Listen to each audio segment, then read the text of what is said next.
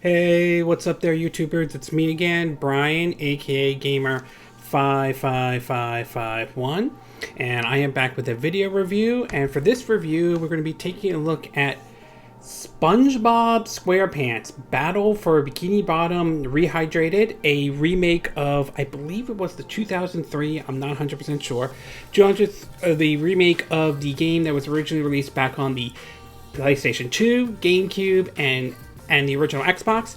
And this game is the Rehydrated is for playing the Nintendo Switch version. Game is also available on the PS4, Xbox One, and PC via Steam. And if you're interested in any gameplay footage, I'll have a link down in the description down below, or you can click on the card that will appear on this YouTube video. When it comes to Nicktoons or anything like that, the ones that I remember back when I was growing up were or should I say Nicktoons were like Doug, Rugrats, Ren and Stimpy, Rocko's Modern Life, and Hey Arnold. Those are the ones I remember. Then I never really got into Avatar: The Last Airbender until like later years though, or even SpongeBob for that matter. That was a cartoon I believe that premiered in 1999 and really exploded out there though. It became sort of a fan favorite for a lot of people though. And while I'm not a big SpongeBob SquarePants fan or anything like that, I can understand the appeal to it in a way, and I do believe it joins the rank of other cartoons that in a way or shows that define a generation, such as like the Nicktoons are the ones that I remember, but also shows like Samurai Jack, let's see what else. Oh yeah, The Simpsons, Futurama, Family Guy. There are other ones as well, but and also shows like, like Aqua Team Hunger Force, Rick and Morty as well. So it joins the ranks of those shows cartoons that sort of define a generation. Oh yeah, other two I remember are like Daria and Beavis and Butthead as well though. But as far as a video game adaptation though, it falls in the category of being a licensed game, whereas basically licensed games don't always have the greatest track record. Too often they're often viewed as quick cash grabs, or like have horrible gameplay and so forth and all that stuff. Battle for Bikini Bottom, on the other hand, was a game that sort of earned a reputation, however, as being probably the best licensed games out there. And there are other licensed games as well that are good. The Super Star Wars, The Mummy Demaster, Ubisoft King Kong, Ubisoft South Park, Stick of Truth, Fractured But Whole as well. So there are a couple that are a good example of that.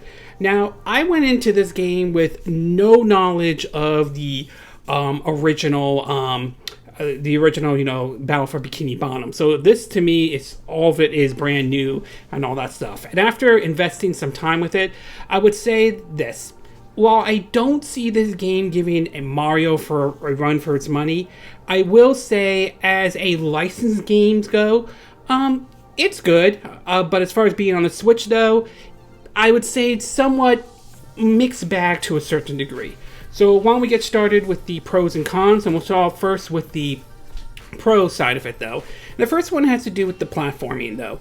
I will say that the game is to me, an old school 3D style platform. It's basically a collectathon type of a game, though, where you basically in this case, you get golden spatulas, which are basically like the stars were in Super Mario 64, and of course, Mario Galaxy 1 and 2, or the jigsaw puzzles from the Banjo-Kazooie series. It follows that tried and true formula that other 3D platformers have done, and like many other 3D platformers, though, there are certain areas or certain spots you won't be able to get access until a little bit later, such as one example, there's an area that can only be accessed by using SpongeBob's bowling mechanic, and you won't be able to access until you, I believe, beat the first boss, and then after that you'll be able to access that area and so forth. So it follows mostly closely to a lot of the old school 3D platformers, which isn't necessarily a bad thing. And having grown up playing these platformers before, it certainly is enjoyable, at least. Another thing that makes it interesting is that you have control of 3 characters. Sandy, Patrick, and SpongeBob each has their own unique ability. SpongeBob obviously has the ability to do not only a typical move that Mario could do, like a spin, and be able to, be able to jump up and hit certain like tiki blocks, or basically, you know, do a pile drive and all that stuff. So he's basically the more balanced character, at least how I see it. Patrick follows similar, has some similar stuff to SpongeBob, but he has the ability to pick up objects and throw them, especially ice cubes, which could come in handy, especially when you have to freeze certain parts of the water to be able to pick up like certain items like socks. Collect 10, give them to Patrick, he'll give you a golden spatula, or find hidden golden spatulas in the area. Sandy, it has the ability to basically use her lasso, not only to maybe, you know, defeat certain enemies, but it can also be used to kind of guide yourself down, like if there's like a certain platform you're trying to get to and all. It kind of reminds me a little bit of Dixie Kong from Donkey Kong Country 2 and 3, how she has the ability to sort of guide down, making it easier to catch, you know, easier to land on those platforms that might be difficult to jump or to get towards. Though I will say, between the three characters, I would put Sandy at first, SpongeBob at second, and Patrick at third, and all that stuff. But in terms of platforming, it's enjoyable, it's fun, it has that old school feel to it, and that certainly isn't a bad thing. Next thing I do want to talk about is the visuals, and I will say the visuals don't actually look good. It does certainly recreate the show and so forth, and it certainly looks nice indeed. Again, nothing mind-blowing or anything like that, but not bad or anything like it. It doesn't look like it's cheap. It doesn't feel like they did a half-assed job with it or anything like that. So from a visual standpoint, it looks nice. It basically does capture the look of the show and so forth. And last but not least, I do want to talk about, and this has to do with in regards to the Switch version. Now, I have been playing the Switch version for a bit, and I will say that for majority of my time, the game does run well on the Nintendo Switch. I've been able to do what I need to do in the game, you know, move my character around, do all the moves, find those golden spatulas, whether they're out in the open or hidden somewhere and so forth. So in terms of it running though, it runs okay on the Nintendo Switch. It may not be the prettiest version compared to what the PS4, Xbox One, or the PC, but for me it is tolerable at least though. So as far as it running on the Switch, it runs okay, although I'll get to the con part in just a second about this. But as far as, you know, running on the Switch, like I said, it runs okay. Okay, we're going to take a quick break, and when we get back, we'll get to part 2, which are the cons. So we'll take a quick break, and we will be right back.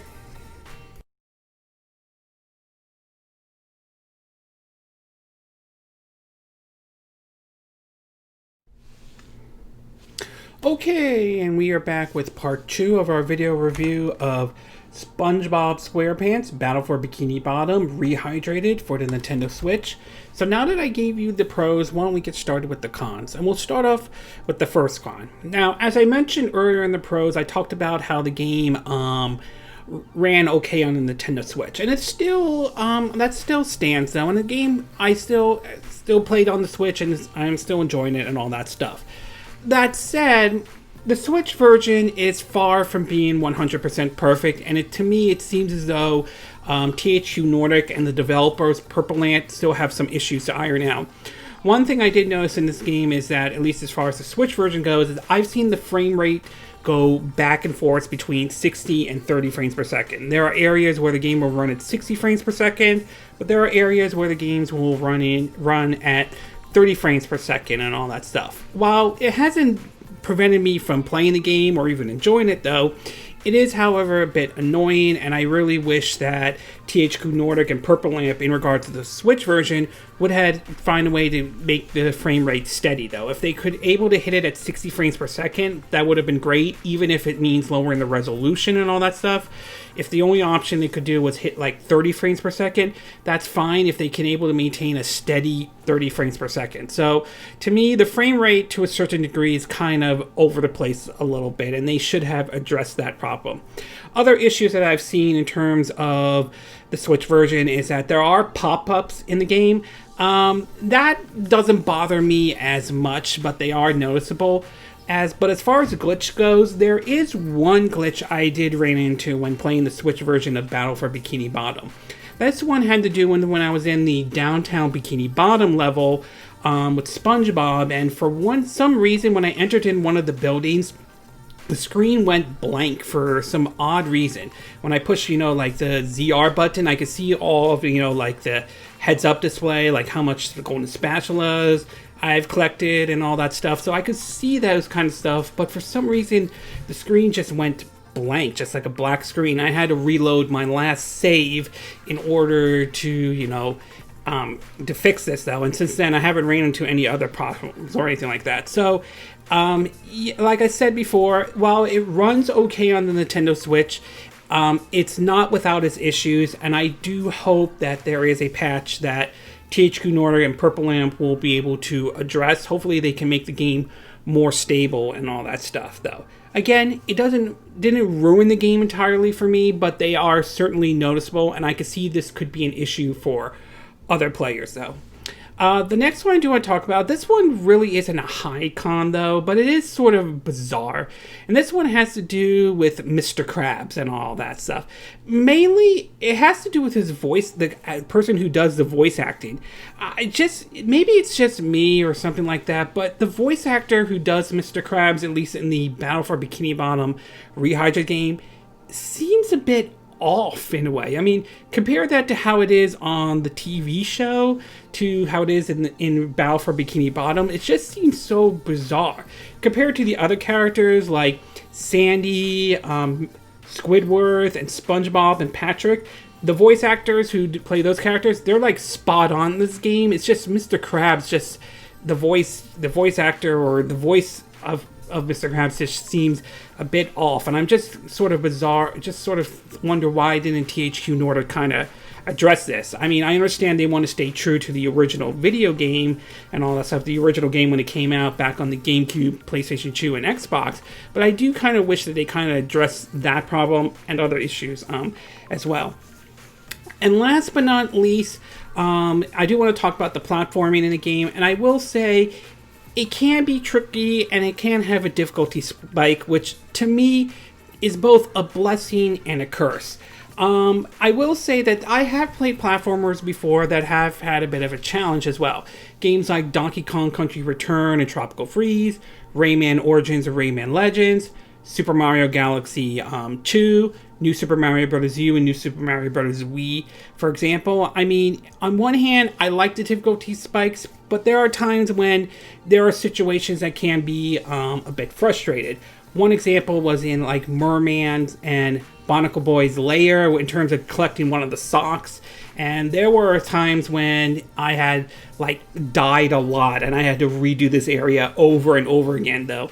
Some of it has to do with the camera angle and all that stuff, and while works and it's not a huge issue, there are times when it can be a little difficult at times, especially if you're trying to move, your character around and so forth. So, and some of it can also be timing your jumps, which can be a little bit difficult at times. I mean, they're not as solid as, say, like what a Mario game is anyway. But I won't go as far, but I'm not going to say it's unplayable or anything like that. The difficulty spike, I think, adds a bit of a challenge. That might be good for some people. It might turn off some other folks as well. So I will say platforming can be tricky, and the difficulty spike, I think, is both a blessing and a curse. That will depend on how you want to look at it, though. Overall, I will say Battle for Bikini Bottom Rehydrated, I will say, it's a fun game, though. It captures that old school 3D platform feel to it, which certainly isn't a bad thing. The visuals definitely capture a lot of what made the show famous, although some people, like The Simpsons, some people feel it has lost its way or it's past its prime and all that stuff. And it runs, okay on the Nintendo Switch. But it's not 100% perfect in anything like that. I think the frame rate problem is still an issue. Again, like I said, it didn't make the game unplayable for me, but it certainly is a problem that should have been addressed, though. The screen going blank just once was just a bizarre situation, although that only happened once or anything like that. So there are some technical issues that have to be addressed in this game, and the platforming can be a little bit tricky, which is also hence, the difficulty spike, which to me is both a blessing and a curse, though. And there were times that it was kind of frustrated, but nothing that made it me like rage quit or basically not enjoy the game or anything like that.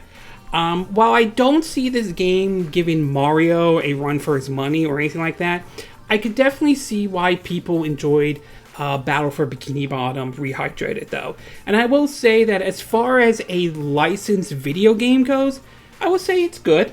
I would definitely put it in the same rank as games like Super Star Wars, Simpsons Hit and Run, Simpsons Arcade Game, South Park, Stick of Truth, Fracture But Whole, and games like Mummy and also Mummy Demaster. So I would definitely put it in the category of licensed video games that have been done right, though. So my overall takeaway is that it's fun. It's enjoyable. It's not perfect, but I did enjoy the game, though. And I wouldn't mind if somehow THQ Nordic finds a way to bring over, say, if there's a way to bring over the SpongeBob SquarePants movie game. I've heard some good things about that. Or if they were to do a brand new SpongeBob SquarePants video game, I mean, that would be fine. Maybe do it in the style of Simpsons Hit and Run, if they could do it in that style. Or maybe do it something similar to what Ubisoft did with South Park, Stick of Truth, and Fracture But Whole. Maybe do a SpongeBob RPG. I know that sounds crazy, but I wouldn't mind if they do something like that. Maybe look at the Mario RPGs as sort of inspiration and see if they would use that. So either way, overall, I would say it's not perfect, but I would say it's still fun nevertheless. And like I said before, it's definitely one of those better licensed games out there. Okay, this concludes my video review of SpongeBob SquarePants Battle for Bikini Bottom Rehydrated for the Nintendo Switch. And again, these are my opinion. What are yours? What are your thoughts of Battle for Bikini Bottom Rehydrated?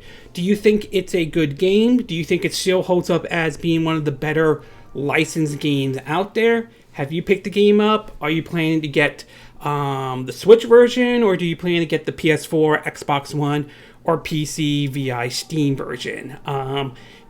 Do you think this will convince maybe THQ Nordic to try to bring over the SpongeBob SquarePants movie video game, assuming there isn't any issues whatsoever? Do you think they should do a brand new SpongeBob game? And although that's going to sound odd, do you think my review was better than what GameSpot and IGN's review are, which I hear a lot of people did not like that one? Did you like what I said on this video? Did you not like what I said? Do you have a difference of opinion?